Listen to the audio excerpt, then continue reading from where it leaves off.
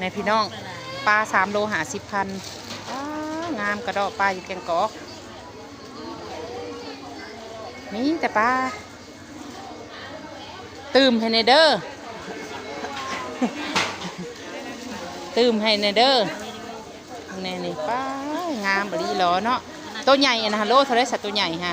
โลละ60มันกระสัมปลากระสังเนาะโล50ปลาหลาย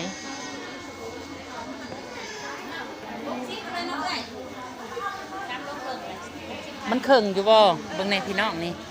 แล้วขายได้สถางนี่3 โล 40อ่านจนน่ะสิมาซื้อซอยมาแน่นี่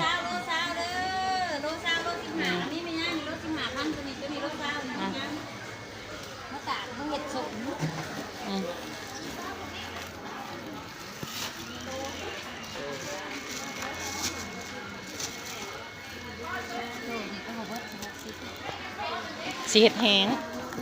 ทั้งแห้งทั้งปลาแดกเข้มเลยปลาหลายไข่หลายว่ะ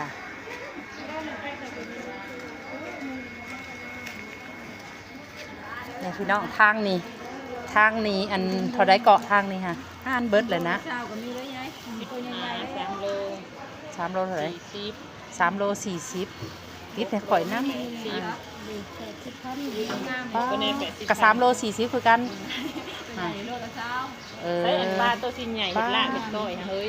พอน้องหมกด้วยอยากต้มตัวใหญ่ๆได้น้ำลาวโล50,000นะตัวใหญ่ค่ะงามค่ะ3 โล 40บ่เอายันว่าได้คือกันอยากได้จะมาสิดูแลแต่ยาแม่นี่ดอกถือกี่ข้าวเอาบ่มีเวียกเฮาก็นั่งแซ่นั่งแลแซ่ใส่ตู้ไว้ตัวบ่ปวดเด้อตัวบ่ปวดใส่ปลาแดกซาวปลาแดกมึงแน่80,000พุ่นน่ะข่อยบ่ดูบันไดป้าต้นซื้อมันจะได้ถือปัดแล้วภาวะอันเฮาได้สิแลเบิดติ